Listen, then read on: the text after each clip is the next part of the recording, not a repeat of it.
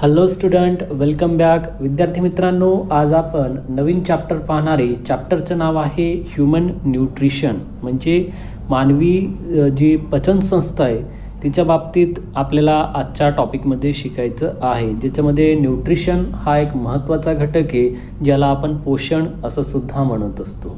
Okay, तर विद्यार्थी मित्रांनो, या ठिकाणी या युनिटमध्ये आपल्याला मानवी पचनसंस्था असेल, त्या मानवी पचनसंस्थामध्ये येणारे वेगवेगळे पार्ट्स असतील, वेगवेगळे ऑर्गन्स असतील, त्यांचं फंक्शन आणि त्यांचं स्ट्रक्चर, प्लस जे मानवी संस्थेशी निगडीत काही डिसीजेस आहेत म्हणजे आजारी, तर यांच्या बाबतीत आपल्याला या चॅप्टरमध्ये शिकायचं आहे. तर एकंदरीत या ठिकाणी काय सांगितलं की WHO म्हणजे वर्ल्ड हेल्थ ऑर्गनायझेशननं न्यूट्रिशन म्हणजे काय हे सांगण्याचा या ठिकाणी प्रयत्न केलेला आहे. म्हणजे पोषण म्हणजे काय त्याची डेफिनेशन जी तर ती या ठिकाणी WHO मांडलेली आहे. त्यांनी त्यांचं म्हणण्यानुसार काय सांगितलं आहे तुम्हाला बघा, nutrition is a sum of the process by which an organism consume and utilize food substances.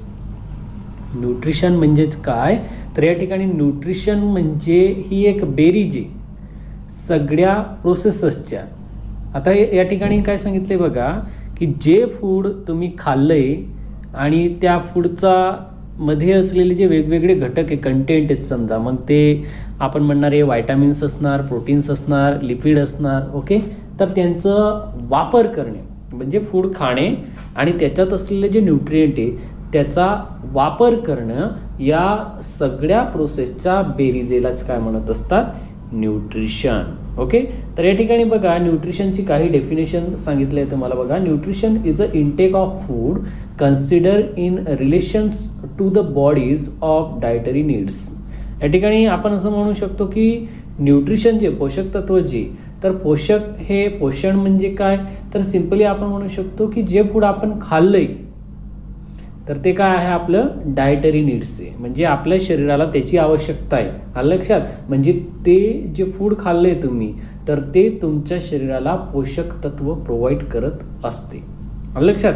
Generally dietary नीड्समध्ये हेल्दी ह्युमन बिंगसाठी कार्बोहायड्रेट असतील, प्रोटीन्स असतील, फॅट असतील, व्हायटामिन्स असतील, मिनरल्स असेल, वॉटर असेल, फायबर्स असेल, आणि हे जे फायबर्स आहे तर हे ॲडिक्वेट अमाऊंटमध्ये असतील म्हणजे पर्याप्त प्रमाणात असेल तर या ठिकाणी ह्युमन बिंग जो आहे तर तो निरोगी राहत असतो. म्हणजे निरोगी ह्युमन बिंगसाठी कोणकोणत्या गोष्टींची आवश्यकता आहे, carbohydrate, protein, fat, vitamin, mineral, water आणि फायबर्स. हे इम्पॉर्टंट कंटेंट जर फूडमधनं ह्युमन बिंगला मिळाले तर अशा वेळेस ह्युमन बिंग जो आहे तर तो काय राहत असतो, निरोगी राहत असतो. न्यूट्रिशन ही जी टर्म आहे तर या न्यूट्रिशन टर्ममध्ये काही प्रोसेसेस येत असतात, जसं इंजेशन असेल, डायजेशन असेल, ॲब्सॉर्प्शन असेल, किंवा ॲसिमिलेशन असेल, किंवा इजेशन असेल. अशा या ठिकाणी सगळ्या प्रोसेस ज्या आहेत तर त्या कशात येत असतात, न्यूट्रिशनमध्ये येत असतात. तर बघा पहिली प्रोसेस तुम्हाला सांगितलं इंजेशन.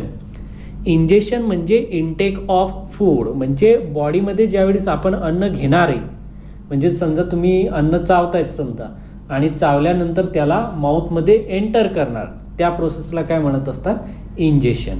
माउथमध्ये गेलेलं फूड पुढं कशात जाणार, स्टमकमध्ये. स्टमक म्हणजे पोटामध्ये. लक्षात, स्टमकमध्ये गेल्यानंतर तिथं काय होणार आहे, त्याचं डायजेशन होणार आहे म्हणजे पचन होणार आहे. जे फूड तुम्ही खाल्लंय तर त्याचं काय होणार, पचन होणार. कशामध्ये, स्टमकमध्ये. स्टमकमधनं फूड कशात जाणार, इंटेस्टाईनमध्ये.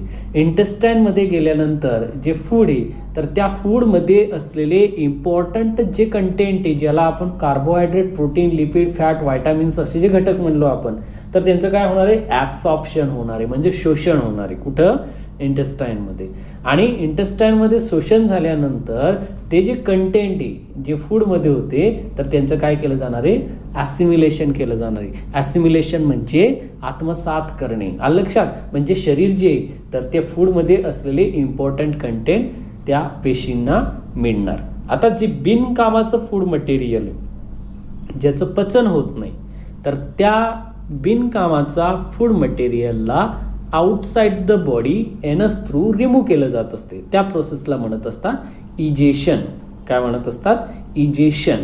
To remove waste material outside the body through the anus is called as egestion. Okay, म्हणजेच काय सांगितलं तुम्हाला, nutrition includes ingestion, digestion, absorption, assimilation and egestion.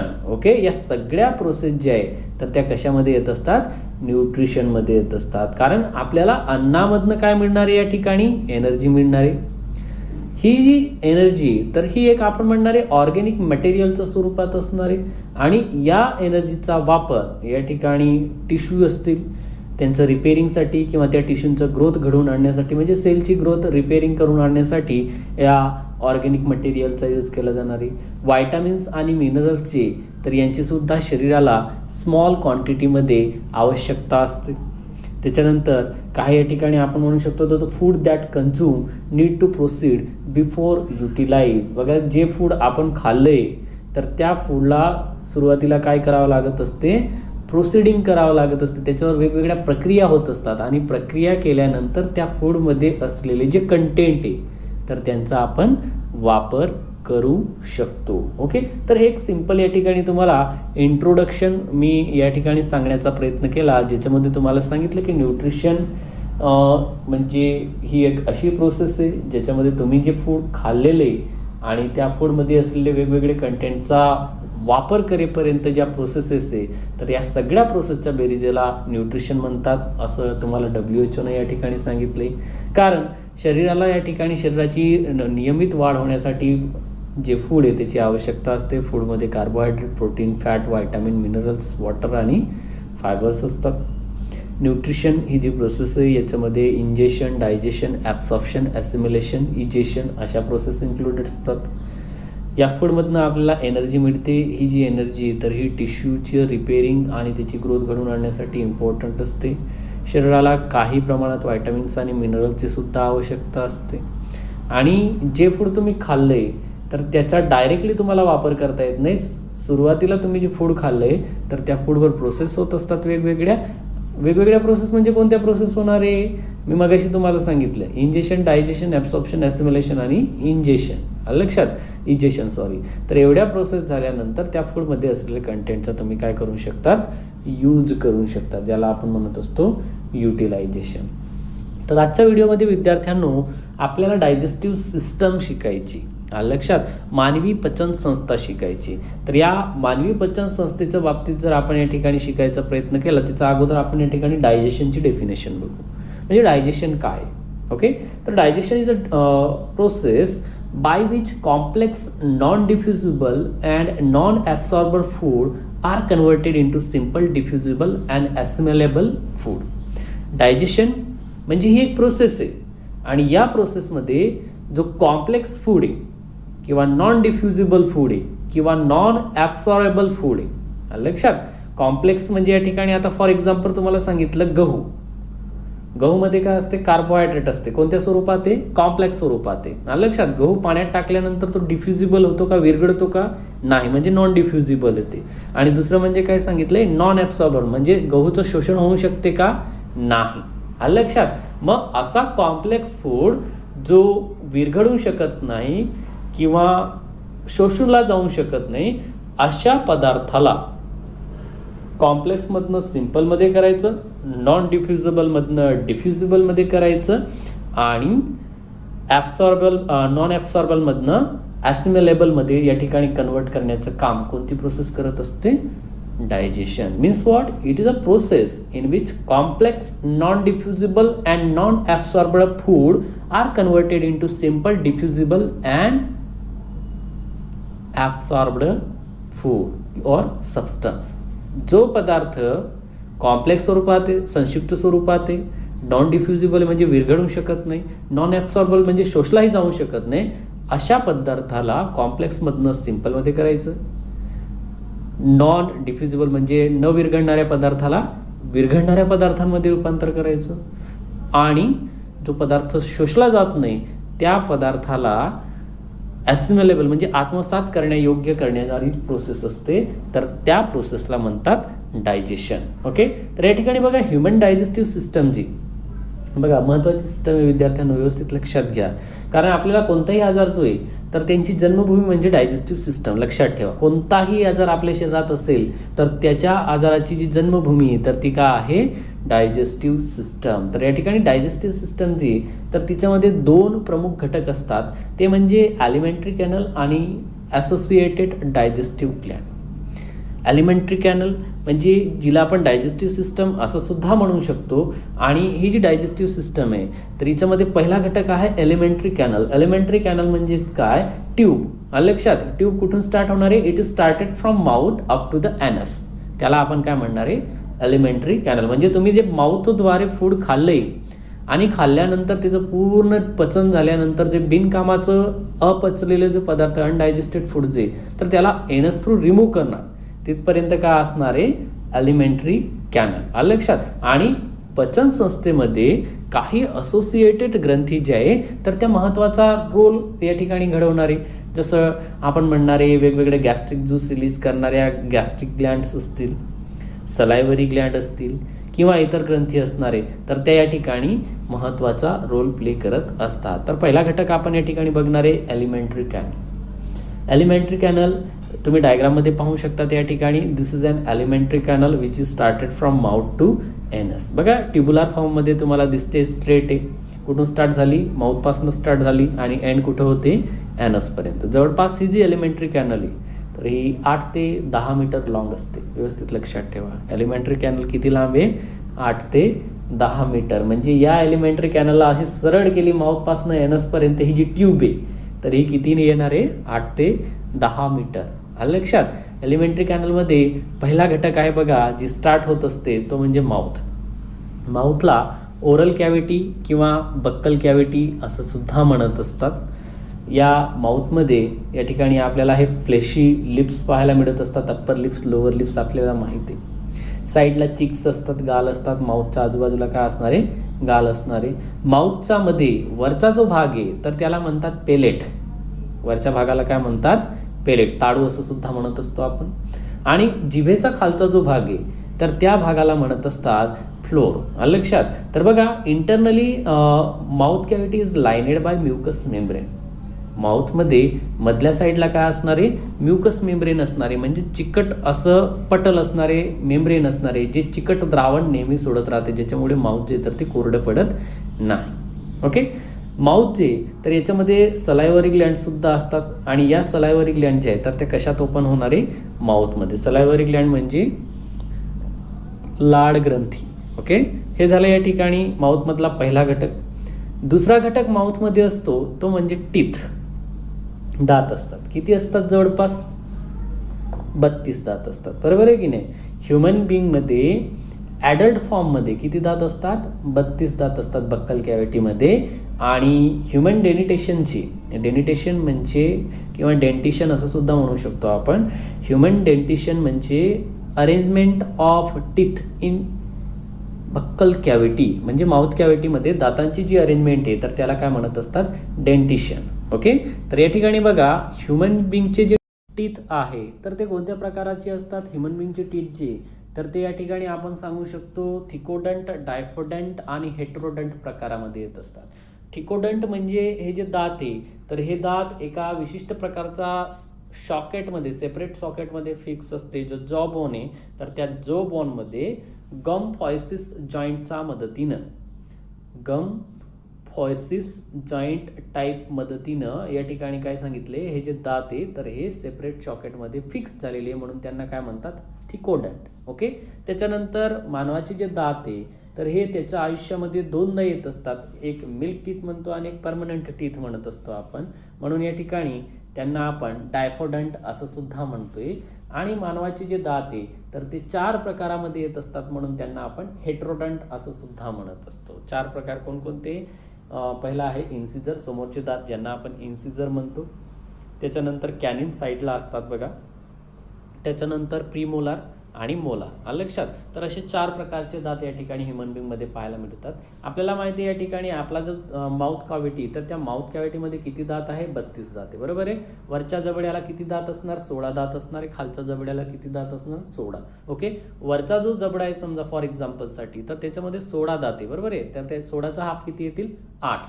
तर या 8 दातांमध्ये, या 8 दातांमध्ये डायग्राममध्ये पाहू शकतात, या 8 दातांमध्ये काय सांगितले तुम्हाला, 2 हे इन्सिजर आहे, एक कॅनिन आहे 3 या ठिकाणी मोलारे आणि 2 प्रीमोलारे. ओके, व्यवस्थित लक्षात घ्या. हे समोरचे हे जे 2 दात आहे हे काय आहेत, इन्सिजर.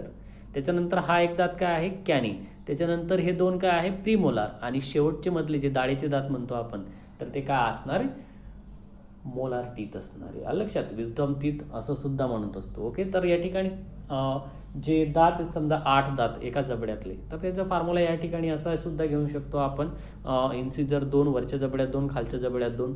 कॅनिन वरच्या जबड्यात 1, खालच्या जबड्यात 1. प्रीमोलार या ठिकाणी वरच्या जबड्यात 2, खालच्या जबड्यात 2. त्याच्यानंतर मोलार वरच्या जबड्यात 3, खालच्या जबड्यात 3. अर्धाच जबडा घेतला या लक्षात. म्हणजे अर्ध्या जबड्यामध्ये 8 दात असतात. वरचा आणि खालचा या ठिकाणी कन्सिडर केलं तर 16 दात होतात.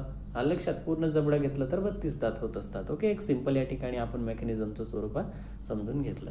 समजा तुम्हाला एखाद्याला या ठिकाणी विचारलं की दात कसा असतो, त्याचं स्ट्रक्चर कसं आहे, तर अशा वेळेस या ठिकाणी आपण म्हणू शकतो की दात जो आहे तर त्याला विशिष्ट प्रकारचं या ठिकाणी कवरिंग असते, क्राऊन म्हणतात त्याला. लक्षात, आणि हे जे क्राऊन आहे तर हे कशाच्या वरती प्रेझेंट असणार आहे, गमचा वरती. लक्षात, गम म्हणजे या ठिकाणी बघा, या ठिकाणी डायग्राममध्ये पाहू शकतात, जो दाताचा रूटचा भाग आहे जो तुमच्या या ठिकाणी शॉकेटमध्ये फिक्स झालेला आहे, तर त्या भागाला म्हणत असतात गम. ओके, तर या ठिकाणी बघा, जो गम आहे तर त्या गमला बाहेरून प्रोटेक्टेड करण्याचं काम क्राऊन करत असते. ओके, आणि असं सुद्धा म्हणू शकतो आपण, एक शॉर्ट नेक प्रेझेंट असते जी क्राऊन आणि रूट सोबत कनेक्टेड असते. डायग्राममध्ये पाहू शकतात, क्राऊन आणि हा रूट या ठिकाणी याला कोण कनेक्टेड करते, नेक कनेक्ट करते. ओके, त्याच्यानंतर बघा, जो क्राऊन आहे तर या क्राऊनला बाहेरून एक हार्डेस्ट सबस्टन्स असतो. या हार्डेस्ट सबस्टन्सला म्हणजे कडक असा जो पदार्थ आहे तर त्याला म्हणतात इनॅमल. ओके, जे दात तुमचे पांढरे शुभ्र दिसत आहेत, बरोबर आहे. तर हे पांढरे शुभ्र दात या ठिकाणी कशामुळे दिसत आहेत, इनॅमलमुळे दिसतात. का, तर इनॅमल हे कॅल्शियम फॉस्फेट आणि कॅल्शियम कार्बोनेट पासून तयार झालेलं असते. इनॅमल कशापासून तयार झालेले, कॅल्शियम फॉस्फेट आणि कॅल्शियम कार्बोनेट. तुमचे जे दात आहे तर त्यांचा बाहेरचा हा पांढरा शुभ्र भाग जो आहे तर तो कशापासून तयार झाला आहे, कॅल्शियम फॉस्फेट आणि कॅल्शियम कार्बोनेट. ओके, दातांची निर्मिती ही डेंटाईन टिश्यूपासून होत असते. डेंटाईन हा कॅल्सिफाईड कनेक्टिव्ह टिश्यू आहे. लक्षात, डेंटाईन नावाचा जो या ठिकाणी तुम्हाला कॅल्सिफाईड टिश्यू दिलेला आहे. कॅल्सिफाईड म्हणजे कॅल्शियम युक्त असा कनेक्टिव्ह टिश्यू. ओके, डेंटाईन एन्क्लोजेस अ cavity called pulp cavity.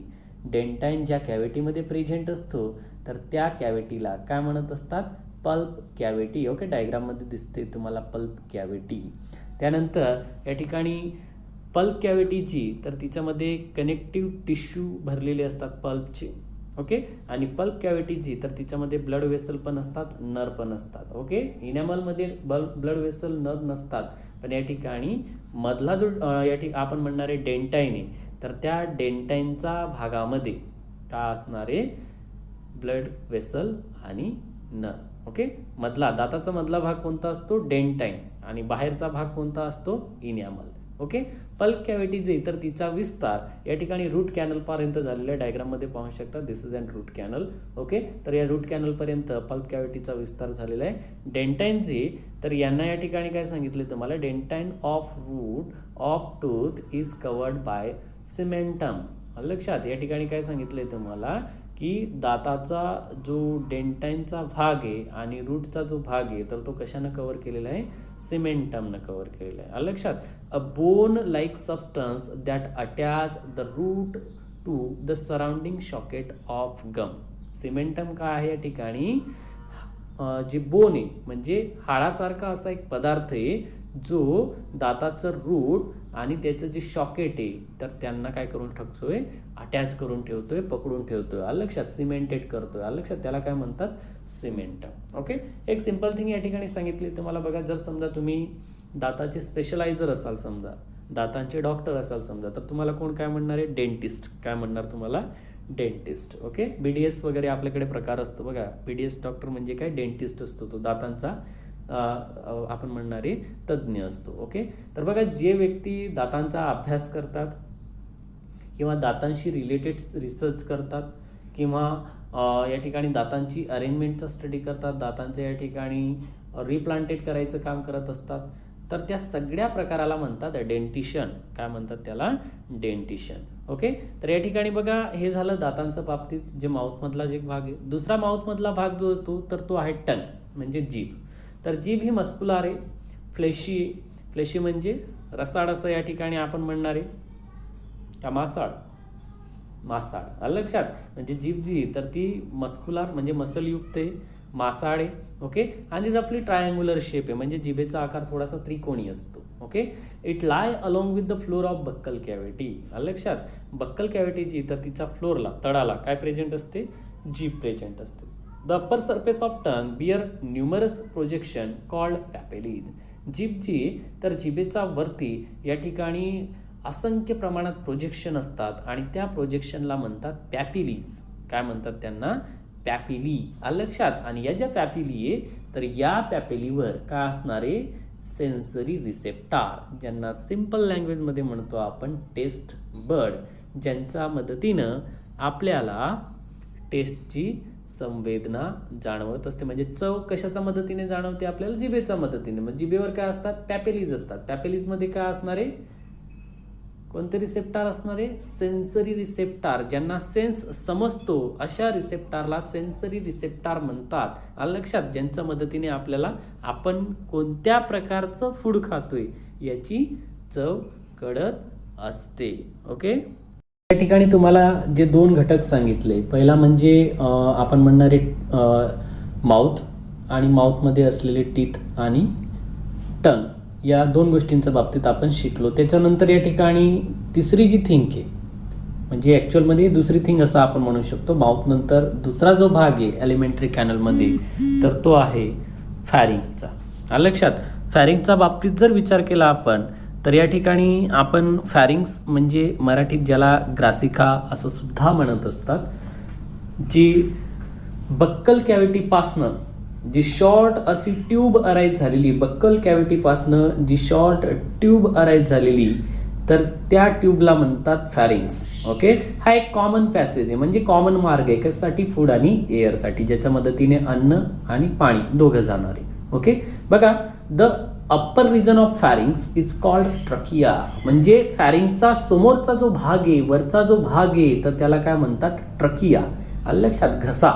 Trachea म्हणजे काय? घसा. Okay, pharynx is opens in to trachea through the opening called glottis. Pharynx जो आहे तर ट्रकियामध्ये कशाच्या मदतीने ओपन होत असतो? ग्लोटिसच्या मदतीने ओपन होत असतो. ग्लोटिस जे तर त्याला विशिष्ट प्रकारचे कार्टिलेजिनस फ्लॅप्स प्रेझेंट असतात आणि त्या कार्टिलेजिनस फ्लॅप्सलाच या ठिकाणी इपिग्लोटिस असं सुद्धा म्हणत असतात. आलं लक्षात?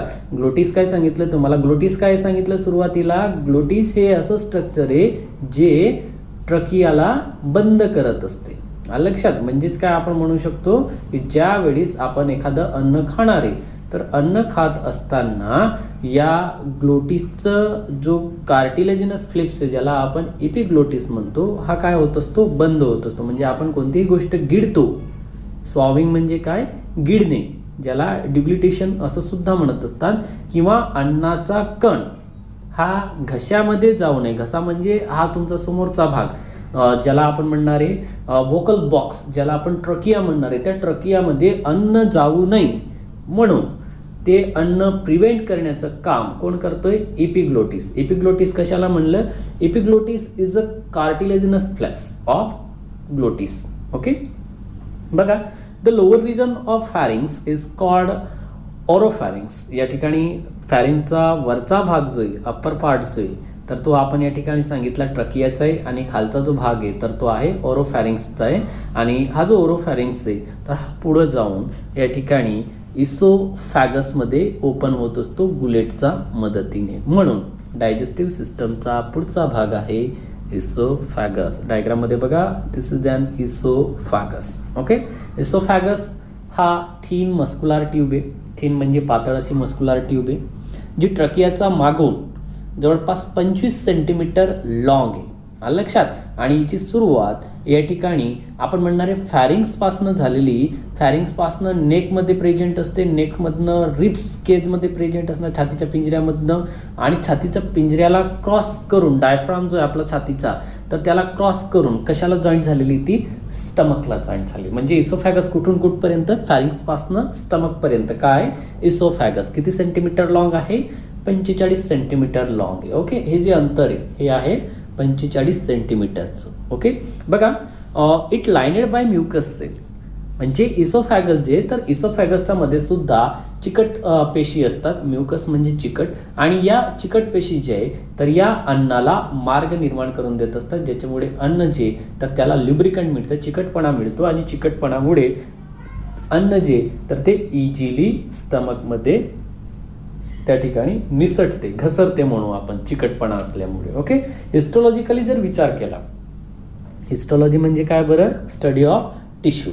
तर या ठिकाणी टिश्यूंचा उद्देशानं जर विचार केला तर इसोफॅगस हे लॉन्जिट्युडनल आणि सर्क्युलर मसलपासून तयार झाले. इसोफॅगस कोणत्या मसलपासून तयार झाले, लॉन्जिट्युडनल आणि सर्क्युलर मसलपासून. बघा या ठिकाणी एक डेफिनेशन सांगितली तुम्हाला पेरिस्टाल्सिसची. पेरिस्टाल्सिस म्हणजे काय, the rhythmic contraction and relaxation of muscle is called as peristalsis.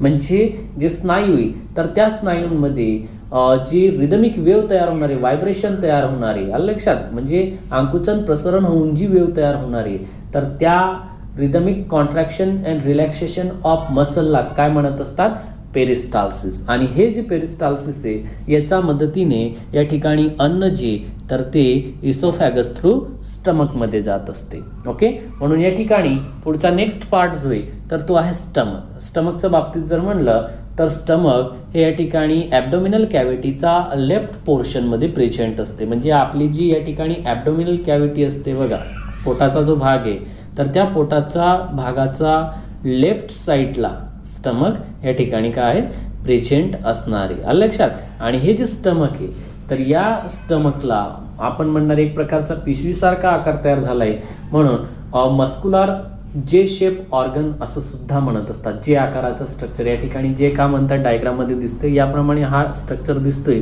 म्हणून याला जे शेप ऑर्गन असं सुद्धा म्हणत असतात. जवळपास 25 ते 30 सेंटीमीटर ही स्टमकची लेंथ असते. स्टमकचा वरचा जो भाग आहे तर त्याला कार्डियाक रिजन म्हणतात, आणि खालचा जो भाग आहे तर त्याला पायलोरिक रिजन असं सुद्धा म्हणत असतात.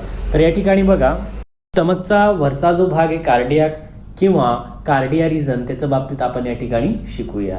तर बघा स्टमकचा पहिला भाग आहे फर्स्ट पार्ट, ज्याला आपण या ठिकाणी इसोफॅगस ओपन होणारे त्या भागाला कार्डियाक स्टमक असं सुद्धा म्हणत असतात. कार्डियाक स्टमक जे तर याच्यामध्ये सर्क्युलर मसल असतात, जे या ठिकाणी आपण म्हणणारे स्टमकमध्ये आलेले जे फूड आहे तर त्याला इसोफॅगसमध्ये या ठिकाणी येऊ देत नाही, रिव्हर्स त्या ठिकाणी होऊ देत नाही. आणि हे काम करत असतात कार्डियाक स्पिनॅक्टर. म्हणजे काय, तुम्ही जे अन्न खाल्लंय, खाल्ल्यानंतर अन्न कशात आलं, तुमचं स्टमकमध्ये, स्टमकमधनं ते फूड पुन्हा माउथमध्ये येऊ नये याचं काळजी घेणारं जे स्पिनॅक्टर आहे त्याला काय म्हणतात, कार्डियाक स्पिनॅक्टर. वॉमिटिंग होताना होते, पण नॉर्मली या ठिकाणी तुमचं जे फूड आहे तर ते स्टमकमधनं बाहेर येत नाही. का, कारण त्या ठिकाणी कार्डियाक स्पिनॅक्टर प्रेझेंट असतं. कार्डियाक स्पिनॅक्टर जो आहे तर तो बॅकफ्लो या ठिकाणी regurgitation of food from stomach to oesophagus, या ठिकाणी आपण म्हणू शकतो की अन्न जे तर त्याला रिव्हर्स होऊ देत नाही. कुठून कुठं, स्टमक टू इसोफॅगस. म्हणजे स्टमकमध्ये आलेलं अन्न जे तर त्याला परत इसोफॅगसमध्ये न येऊ देण्याचं जे फंक्शन आहे तर ते कोणाचं असते, कार्डियाक स्पिनॅक्टरचं. ओके, बघा स्टमक जो आहे तर तो 3 भाग असतात. वरचा जो भाग आहे त्याला फंडस म्हणतात, सेंटरचा भागाला बॉडी म्हणतात, आणि या ठिकाणी बघा फंडस जो आहे तर तो डोम शेप असतो, कार्डियाचा लेफ्ट साईडला प्रेझेंट असतो. बॉडी जी आहे तर बॉडी लार्ज सेंट्रल पोर्शन आहे स्टमकची, जिच्यामध्ये अन्न स्टोअर केलेलं असते. हे झालं या ठिकाणी स्टमकचा वरचा भागाच्या बाबतीत. स्टमकचा खालचा जो भाग आहे पोस्टेरियर पार्ट जो नॅरो आहे, ज्याला आपण पायलोरस असं सुद्धा म्हणत असतो. आणि हा जो पायलोरस आहे it opens into duodenum. Duodenum is a part of small intestine. Okay, pyloric part जो म्हणजे बघा लक्षात घ्या, इसोफेगस कशात ओपन झालंय, स्टमकमध्ये. स्टमक कशात ओपन होते, डिओडिनममध्ये. लक्षात, व्यवस्थित लक्षात घ्या. आणि this opening is guarded by sphincter muscle called pyloric sphincter. बघा, दोन प्रकारचे स्पिनॅक्टर आपण शिकलो. इसोफॅगस आणि स्टमक यांच्या दरम्यान जो स्पिनॅक्टर प्रेझेंट आहे त्याला काय म्हणतात, कार्डियाक स्पिनॅक्टर. ओके, त्याच्यानंतर स्टमक आणि स्मॉल इंटेस्टाईन यांच्या दरम्यान जो स्पिनॅक्टर प्रेझेंट आहे तर त्याला काय म्हणतात, पायलोरिक स्पिनॅक्टर. बघा, हा जो स्पिनॅक्टर आहे तर हा या ठिकाणी काय करत असतो, फूड रेग्युलेट करण्याचं काम करत असतो. फूडचा जो फ्लो आहे जो स्टमक पासनं स्मॉल इंटेस्टाईन मध्ये जाणार आहे तर त्याला रेग्युलेट करण्याचं काम या ठिकाणी पायलोरिक स्पिनॅक्टर करत असतो. बघा, the stomach is a temporary store food and gives filling of satiety. या ठिकाणी काय सांगितलंय तुम्हाला की स्टमक जो आहे तर स्टमक हा एक या ठिकाणी एक टेम्पररी फूड स्टोअर करण्यासाठी एक सॅक प्रेझेंट आहे. आणि दुसरं म्हणजे फिलिंग ऑफ सॅटिटी, म्हणजे तुम्हाला जी भुकेची तृप्तता जाणवत असते तर ही तृप्तता जाणवून देण्याचं काम कोण करत असतो, या ठिकाणी स्टमक. आलं लक्षात. आणि जे खाल्लेलं अन्न आहे तर त्याला तात्पुरतं साठवण्याचं काम सुद्धा कोणाचं आहे, स्टमकचं. बघा, it's the food and help mixing of the food with the gastric juice. या ठिकाणी आपण म्हणू शकतो की स्टमकमध्ये तुम्ही जे फूड खाल्लेले तर त्या खाल्लेल्या फूडाला स्टमकमध्ये असलेले जे वेगवेगळे गॅस्ट्रिक ज्यूस आहे, पाचक असे रस आहे तर त्यांच्यासोबत चर्निंग म्हणजे मंथन किंवा मिक्सिंग घडवून आणण्याचं काम हे कोण करत असतो, स्टमक. ओके, तर हे झालं या ठिकाणी स्टमकच्या बाबतीत. त्याच्यानंतर डायजेस्टिव्ह सिस्टमचा नेक्स्ट पार्ट आहे तो म्हणजे इंटेस्टाईन. कोणते इंटेस्टाईन दिले तुम्हाला सुरुवातीला, स्मॉल इंटेस्टाईन. मानवाचे जे इंटेस्टाईन आहे स्मॉल इंटेस्टाईन तर हे जवळपास 6 मीटर लॉंग आहेत. किती मीटर लॉंग आहेत, 6 मीटर लॉंग आहेत. आलं लक्षात. मानवाचे इंटेस्टाईन 6 मीटर लॉंग आहे आणि त्यांची जाडी जी ब्रॉडनेस जी तर ती 2.5 म्हणजे 2.5 सेंटीमीटरची आहे. आणि सगळे इंटेस्टाईन कशात प्रेझेंट असतात, ॲब्डोमिनल कॅव्हिटीमध्ये. कशाच्या स्वरूपात, आता 6 मीटर म्हणलं की तुम्ही म्हणणार माणूस 6 मीटरचा नाही त्याच्यात इंटेस्टाईन कसे 6 मीटरचे. तर एक सिंपल या ठिकाणी आपण म्हणू शकतो की हे जे स्मॉल इंटेस्टाईन आहे हे कॉयलेट स्ट्रक्चरमध्ये असतात. आणि हे कॉयलेट स्ट्रक्चरला या ठिकाणी विशिष्ट प्रकारचं जे फोल्ड आहे त्याच्या मदतीने हे पोटामध्ये आपण म्हणणार आहे ॲब्डोमिनल कॅव्हिटीमध्ये अरेंज झालेले असतात. त्याला आपण म्हणू शकतो मेसेंटेरीज. आलं लक्षात. मेसेंटेरीज म्हणजे फोल्डच्या स्वरूपात असतात. डायग्राममध्ये बघा, this is a small intestine which is in the form of fold. Okay, त्याच्यानंतर या ठिकाणी हे जे वेगवेगळे इंटेस्टाईन आहे यांच्यावर ब्लड वेसल सुद्धा प्रेझेंट असणार आहे, लिम्फ वेसल सुद्धा प्रेझेंट असणार, नर्व सुद्धा प्रेझेंट असणार आहे. का, कारण या ठिकाणी इंटेस्टाईनमध्ये जे स्मॉल इंटेस्टाईन आहे यांच्यामध्ये ॲब्सॉर्प्शनचं काम केलं जात असते. स्मॉल इंटेस्टाईनमध्ये पहिला जो भाग आहे तर त्याला म्हणतात डिओडिनम. काय म्हणतात पहिल्या भागाला, डिओडिनम. डिओडिनम जो आहे तर जवळपास 26 सेंटीमीटर लॉंग असतो. यू शेप स्ट्रक्चर त्याचा आपल्याला बघायला भेटत असते. Duodenum turn towards left side of abdominal cavity below the stomach. स्टमकचा खाली ॲब्डोमिनल कॅव्हिटीचा लेफ्टला या ठिकाणी डिओडिनम जो आहे तर त्याचा टर्न झालेला असतो म्हणजे वाकलेला असतो. त्याच्यानंतर स्मॉल इंटेस्टाईनमध्ये दुसरा भाग आहे जेजुनम. जेजुनम हा 2.5 मीटरचा असतो. जेजुनम किती असतो, 2.5 मीटरचा. कॉयलेट स्ट्रक्चर आहे आणि स्मॉल इंटेस्टाईनचं मिडल पोर्शन आहे. ओके, आणि डिओडिनमपेक्षा नॅरो असतो. आलं लक्षात. डिओडिनम जो आहे तर त्याच्यापेक्षा नॅरो कोण आहे, जेजुनम. नॅरो म्हणजे अरुंद. आलं लक्षात. त्याच्यानंतर स्मॉल इंटेस्टाईनचा शेवटचा भाग आहे तो म्हणजे इलम. इलमच्या बाबतीत जर म्हणलं तर इलम सुद्धा या ठिकाणी तुम्हाला सांगितले 3.5 मीटर लॉंग ही इलम असते. ओके, स्मॉल इंटेस्टाईनचाच भाग आहे हा. हायली कॉयलेट स्ट्रक्चर आपल्याला बघायला भेटत असते आणि ही जेजुनमपेक्षा ब्रॉडर आहे. म्हणजे जेजुनमपेक्षा इलम कशी असते, मोठी असते, ब्रॉड असते. ओके, बघा, the ileum opens into caecum of large intestine at ileocaecal junction. या ठिकाणी व्यवस्थित लक्षात घ्या, इलम जी आहे, ileum is a part of small intestine. आलं लक्षात. And caecum is a part of large intestine. तर इलम लार्ज इंटेस्टाईनमध्ये कोणत्या जंक्शनला या ठिकाणी ओपन होत असते, इलोसिकल जंक्शन. कोणतं जंक्शन सांगितलं तुम्हाला, ileocaecal junction. The junction present between ileum and caecum is called as ileocaecal junction. Ileum is a part of small intestine, caecum is a part of large intestine. Okay, त्यानंतर next जो digestive सिस्टमचा part आहे तर तो आहे large intestine. मोठे आतडे म्हणतो आपण त्याला. तर इलम ही लार्ज इंटेस्टाईनमध्ये ओपन होत असते. जे लार्ज इंटेस्टाईन आहे जवळपास आपण म्हणणारे 1.5 मीटरचे म्हणजे 1.5 मीटरचे असतात हे.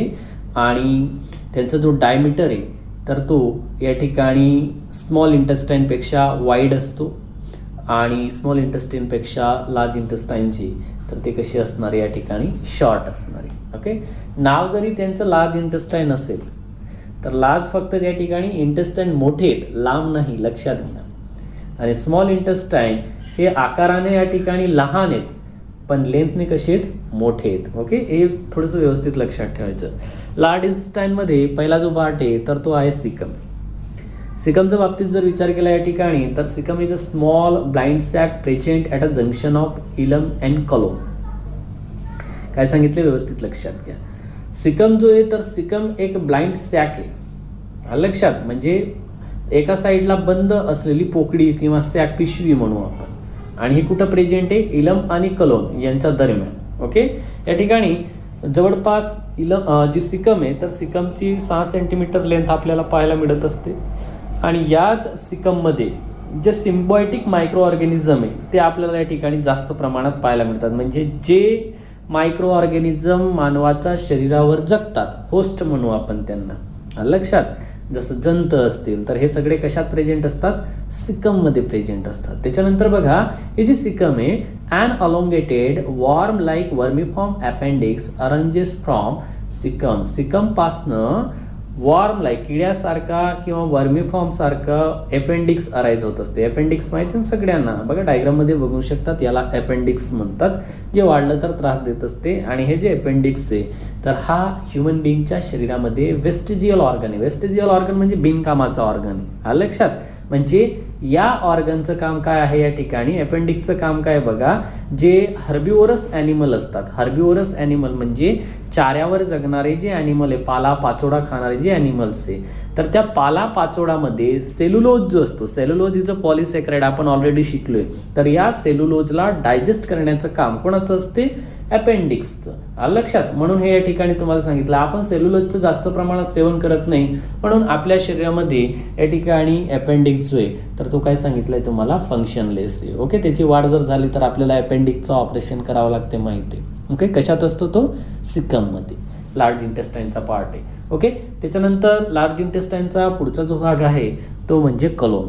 कलोनच्या बाबतीत जर म्हणलं तर सिकम कशात ओपन होते, कलोनमध्ये ओपन होते. कलोन सुद्धा ट्युब्युलर स्ट्रक्चर आहे, ज्याच्यामध्ये 3 भाग येतात, असेंडिंग कलोन, ट्रान्सफर कलोन आणि डिसेंडिंग कलोन. ओके, आणि इंटरनली कलोन सुद्धा या ठिकाणी म्युकसल सेलनं लायनेड केलेलं आहे, म्हणजे त्याच्यामध्ये सुद्धा चिकट सेल प्रेझेंट आहे. त्याच्यानंतर लार्ज इंटेस्टाईनचा शेवटचा जो भाग आहे त्याला म्हणतात रेक्टम. रेक्टम जो आहे तर रेक्टम हा लार्ज इंटेस्टाईनचा शेवटचा भाग आहे, पोस्टेरियर पार्ट आहे. It store temporary undigested waste material called faeces. या ठिकाणी काय सांगितलंय तुम्हाला की रेक्टम जो आहे तर रेक्टममध्ये जे अपचन झालेलं पदार्थ आहे तर त्याला तात्पुरतं काय केलं जात असते, स्टोअर केलं जात असते, लक्षात, ज्याला आपण फीज म्हणत असतो. ओके, बघा, हा जो फीज आहे तर याला जोपर्यंत एनसद्वारे रिमूव्ह केलं जात नाही तोपर्यंत तो कशा या ठिकाणी स्टोअर केलेला असणार आहे, रेक्टममध्ये केलेला असणार आहे. ओके, त्याच्यानंतर या ठिकाणी डायजेस्टिव्ह सिस्टमचा शेवटचा जो भाग आहे तर तो आहे एनस. एनस जो आहे तर तो टर्मिनल पार्ट आहे आणि एनसला या ठिकाणी विशिष्ट प्रकारचे स्पिनेक्टर प्रेझेंट असतात. आणि हे जे स्पिनेक्टर आहे तर हे फिकल मॅटर, जे बिनकामाचा जो चोख आहे समजा अनडायजेस्टेड फूड, तर त्याला रिमूव्ह करण्यासाठी मदत करत असतात. आणि ज्या प्रोसेसद्वारे अनडायजेस्टेड फूड हे बॉडीमधनं रिमूव्ह केलं जात असते त्या प्रोसेसला इजेशन किंवा डिफिकेशन असं सुद्धा म्हणत असतात. ओके, तर अशा प्रकारे विद्यार्थी मित्रांनो आज आपण मानवी पचन संस्थेचा या ठिकाणी पहिला घटक पाहिला, तो म्हणजे alimentary canal, which is started from mouth up to the anus. आणि प्रत्येक जो घटक आहे तर प्रत्येक घटकाचं या ठिकाणी थोडीसं आपण एनाटॉमी शिकण्याचा प्रयत्न केला. नेक्स्ट व्हिडिओमध्ये आपण या ठिकाणी या ज्या गोष्टी आहेत की कोणत्या पार्टमध्ये कोणतं फंक्शन ॲप्रोप्रिएटली घडवलं जात असते या सगळ्या गोष्टी या ठिकाणी आपण पाहणार आहोत. Okay, thank you.